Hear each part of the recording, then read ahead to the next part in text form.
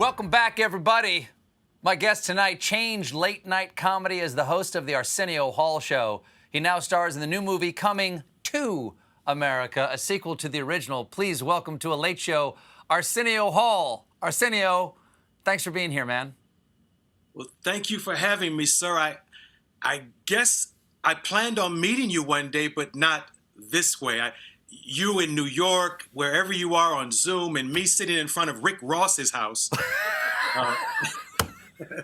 Well, I feel a strong urge as somebody who watched late night TV a lot. I have a strong urge to go, ooh, ooh, ooh, ooh, ooh, ooh. When I see you. Do people still do that to you everywhere you go?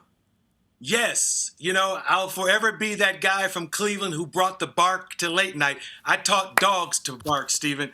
But, you know, when my son was little, it was crazy because we'd walk through malls, and when you're 2, nobody prepared you in heaven for the fact that people will bark at your father. And for a long time, he just got used to it. But one day he did ask, well, why do they bark? There are a lot of people. I have people who say woot, woot, and they make different noises. A lot of people don't even realize it's a dog, Stephen. But the dog pound, how could they not know? I swear to you, twice a week, someone either says on Twitter, woot, woot, or woo, woo, woo. And that's a Jeffrey Osborne song. Can you woo, woo, woo? That is a whole different guy. But at least they're barking at their father in a friendly way. It's all affectionate. Yes.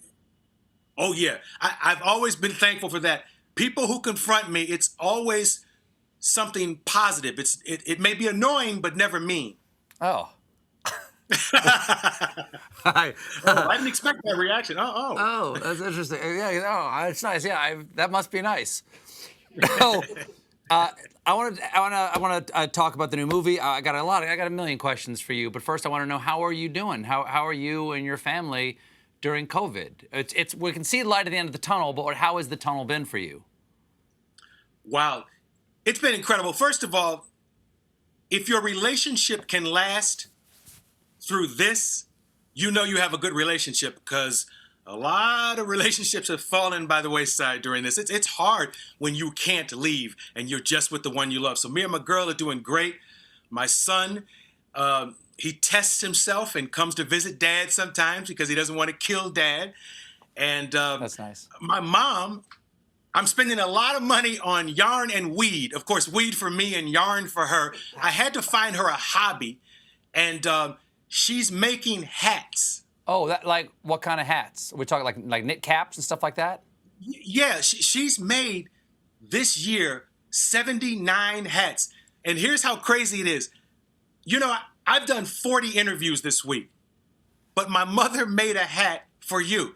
And I think she saw you with Anderson Cooper, and anybody she sees with Anderson Cooper she loves, which I think is a mistake as a rule of thumb. But for some reason, she's a huge fan, and I'm going to mail it to you. She actually made you a hat. Do you have it there? Can you show me? Yeah, I have it. We boxed it up, and we're going to send it. Apparently, there's a Bob Mackey kiosk at her house. I don't know how she got this box, but it's a sparkly glitter box, and she made you this hat, and she put her name on it. I'm honored. Please tell your mother I'm honored.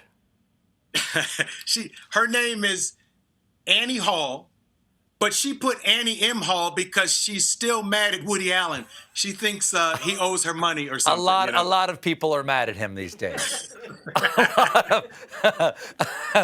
Okay, well, let's get to the heat of the meat here. You and I have something in common that just not a lot of people do, is that hosting a network late night show, the Arsenio Hall show. The first time it was on, what was the run? Is it 89 and 95 or something? What was the first run?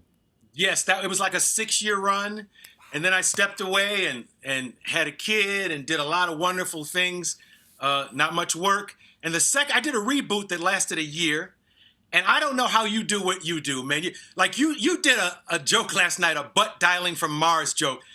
I was dying in my home, and I'm like, but how is he pacing himself? How is he timing himself? He's there with like 3 white guys. I don't know how he does it.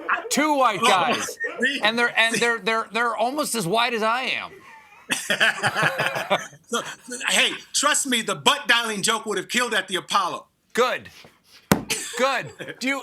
Okay, I want to talk about how that show started. So, first of all, you were up against, and I know you said you weren't really in competition with Johnny, but you were opposite Johnny, the undisputable king of all. And what did that feel like to start that show? I mean, what were the butterflies like?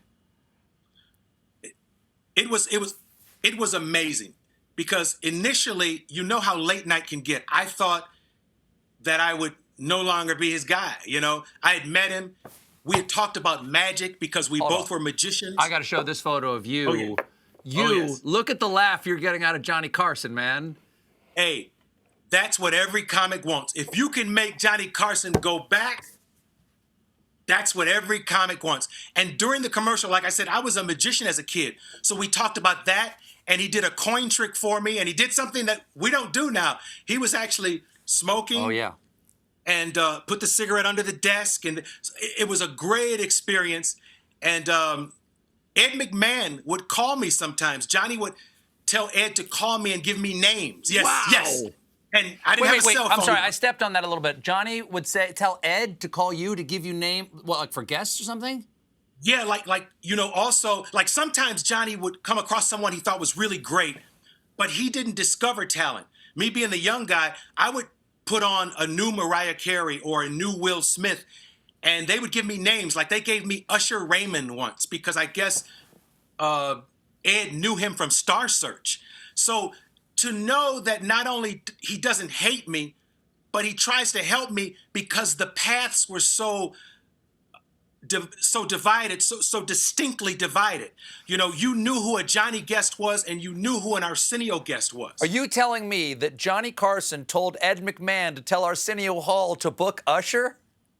Yes, and I think he said, make sure he knows about Sinbad. I heard a story. Is it true that you had Will Smith on and he got pitched The Fresh Prince backstage? Yes, Will would stop by sometimes just to hang out. My green room was like this incredible clubhouse. I was like the CNN of hip hop. Everybody would gather there. There was no Twitter. I was the Blackbird. There was no Bluebird. And guys would hang out.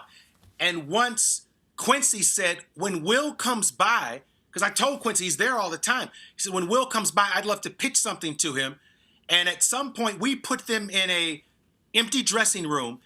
Benny Medina, Will Smith, Will's friend Charlie, I think, was there. Irrelevant to the story, probably to you, and Quincy Jones. And then they took it to NBC, the opposing network, and Fresh Prince of Bel-Air happened. Holy cow. Well, I was just talking with John Baptiste about how what he remembers is just the various titans that you would put together. Like he remembers Tyson and Muhammad Ali being on. Yeah. And he wanted to know what were they like when the camera was off? Like, were they super competitive? No, they really loved each other. And the respect that Mike and Ray, Sugar Ray Leonard, had for Ali, it was incredible.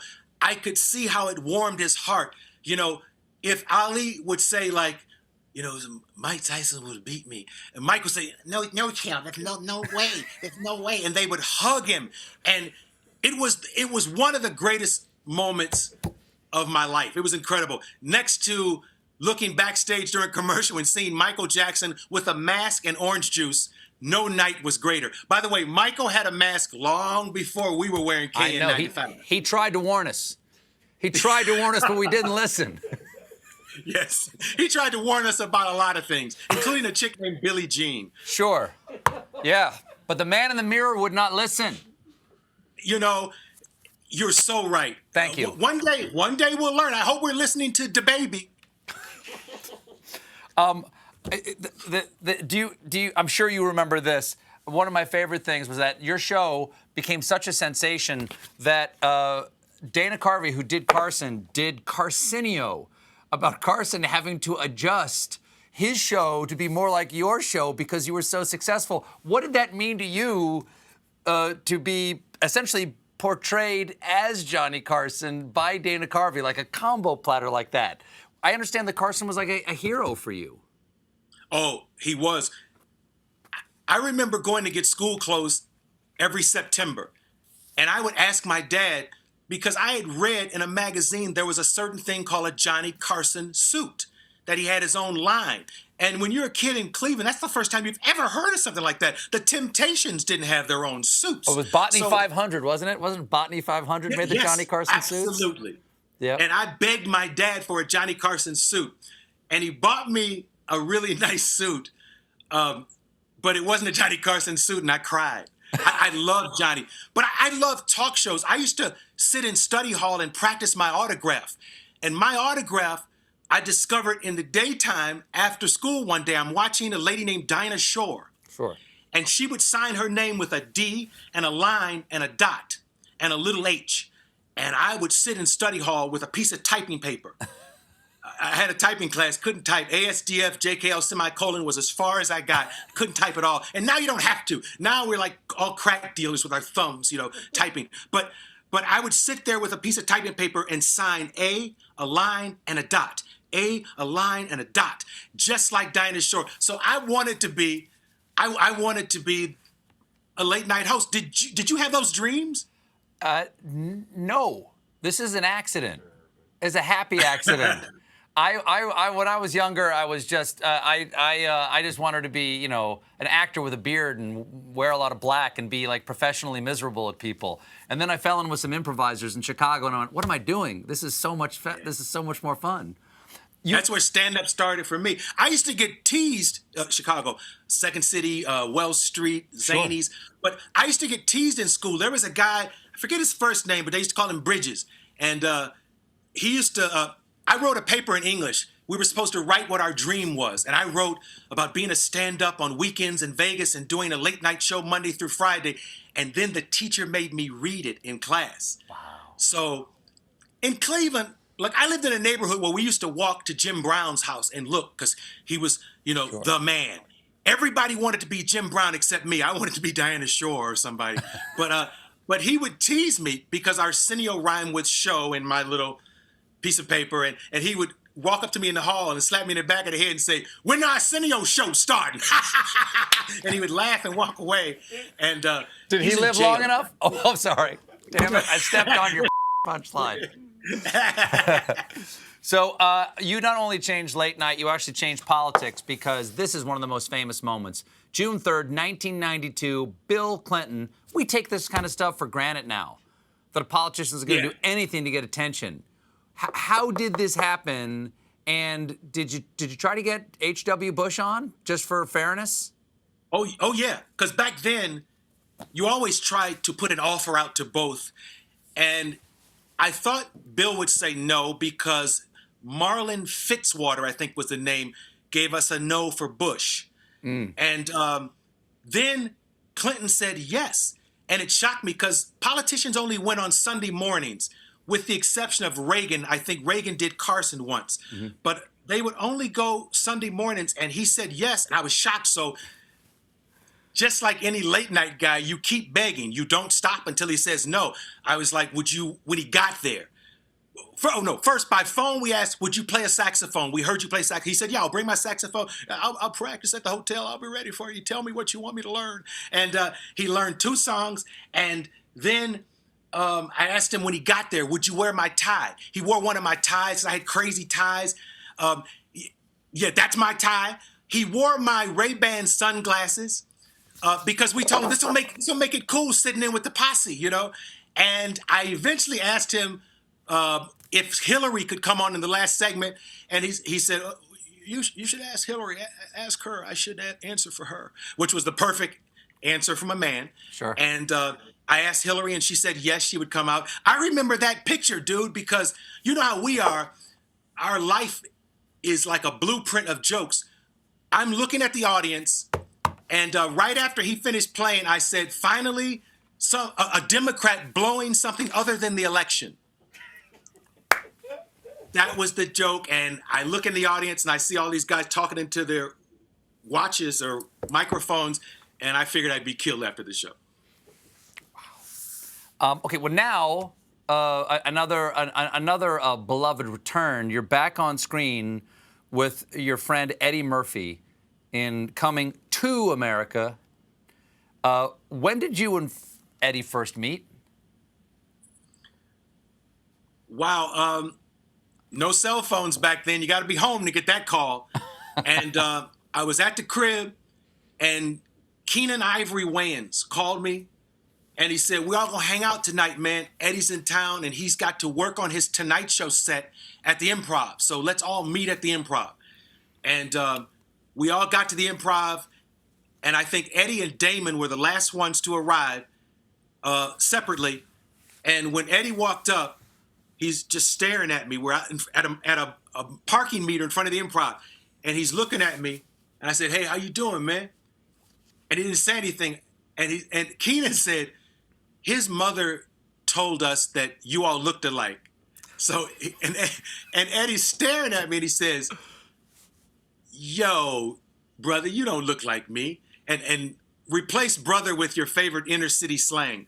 He didn't say brother, but we throw the N-word around very loosely sometimes when we're alone, and it's kind of funny that's how the first things he said to me. "Yo, you don't look like me, brother." And it was fun, and we hung out.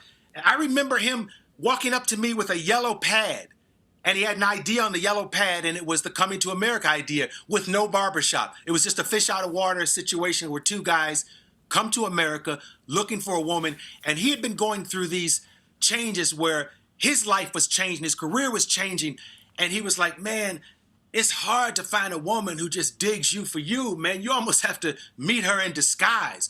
And that gave him an idea. And he said, African comes to America. Wow. He's royalty, and he wants to meet someone who doesn't know he's royalty. That idea came from his real life. Why did it take more than 30 years for a sequel? Because we're lazy. No, because it took 30 years because we never planned on doing it. Stephen, it wasn't supposed to happen. As a matter of fact, we shook and said, let's never do a sequel. We were so happy with it. John Landis put his foot in it. It was perfect. We're never going to mess with it. But the movie kept following us. It kept tapping us. Like Eddie's not into social media at all, but I'm a maniac with social media. I'm on everything. I still do MySpace. I send smoke signals. I love to communicate with the people. And so I would show him things. Like one time I showed him a text I got from Beyonce's office. She wanted to have a Coming to America party and have everybody dressed like the characters. And I showed him. He says, "Wow." He says, "That movie just won't go away." And I would every time. I one time showed him video of people outside a restaurant. They had decorated the restaurant as McDowell's. And on Halloween, they were serving sexual chocolate milkshakes. And I showed him the line. I said, "Yo, the line is down La Brea past the strip club," which we both knew that area. And so every time I would show him something. And then one time when he finally decided we should do it, he came up with the idea. And I loved the idea. And I'm like, "Yeah, man, we got to do this." But the only thing I hated was he wanted Tracy Morgan to play his son. And I think Eddie and Tracy look about the same age. Well, you do. But he's Eddie Murphy. He's Eddie Murphy, so you have to say it easy. Sure. And I what I did is I did it in joke form. I said, "Hey, maybe the third one, Morgan Freeman can be your son." And he laughed. And he said, "Yeah, let me think about it. But I want Tracy in it because I love Tracy, and everybody loves Tracy."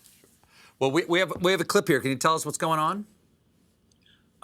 If it's the clip I think it is, I'm talking to myself because I'm a very lonely Zamundan. I think Simi is actually talking to Morris the barber. So I might be two people in this scene. All right, Jim. So what you doing back here, idiot, I mean?